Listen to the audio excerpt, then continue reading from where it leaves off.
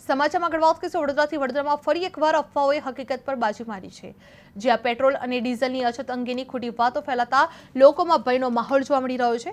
પંપો પર લોકો મોટી સંખ્યામાં પહોંચીને ઈંધણ ભરાવવા પડાપડી કરી રહ્યા છે, કારણ કે તેમને ભય છે કે આગળ જઈને પેટ્રોલ ડીઝલ નહીં મળે તો મુશ્કેલીમાં મુકાઈ જઈશું। આ મામલે પેટ્રોલ પંપ ફેડરેશનના આગેવાન મેહુલ પટેલે સ્પષ્ટતા કરી હતી કે રાજ્યમાં ક્યાંય અછત નથી અને પૂરતો જથ્થો પણ ઉપલબ્ધ છે।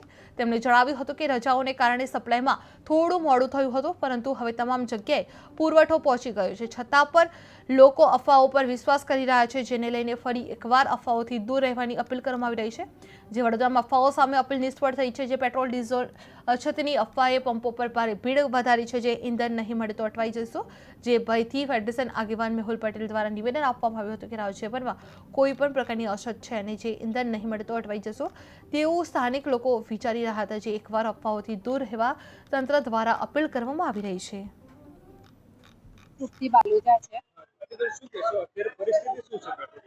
જેટલું અહીંયા પેનિક ક્રિએટ થઈ રહ્યું છે, મને એવું લાગતું નથી કે આપણે એટલા બધા પ્રોબ્લેમમાં છે કોઈ। અનનેસેસરી મને એવું લાગી રહ્યું છે કે રૂમર્સ છે, એટલે મને નથી લાગતું કે પેનિક કરવાની જરૂરત છે, કારણ કે અત્યાર સુધી અગર આપણે સ્ટેબલ છે અને આપણી ગવર્મેન્ટ બહુ સ્ટ્રોંગ છે।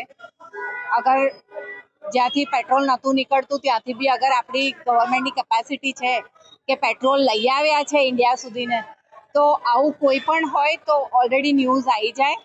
હું તો અહીંયા બાયપાસ થતી હતી અને જોયું કે બહુ ભીડ છે તો પેટ્રોલ ભરાવા આવી ગઈ, એટલે લોકો બહુ હેરાન થઈ રહ્યા છે। ખાસ કરીને જે ઓલ્ડ એજના લોકો છે એ વધારે હેરાન થઈ રહ્યા છે, કારણ કે ઘણા ટાઈમથી એ લોકો લાઈનમાં ઊભા રહ્યા છે।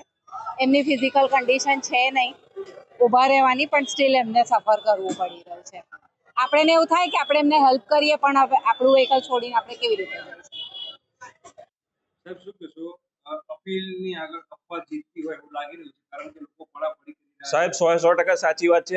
અપીલની આગળ અફવા જીતી ગઈ છે। આજના દિવસમાં પબ્લિક એટલી ગભરાઈ ગઈ છે કે નહીં પૂછો વાત। અમારી વાત પર પણ વિશ્વાસ નથી કરી રહી, પણ હું તમને કહેવા માંગીશ કે અમારી વાતનો વિશ્વાસ કરો।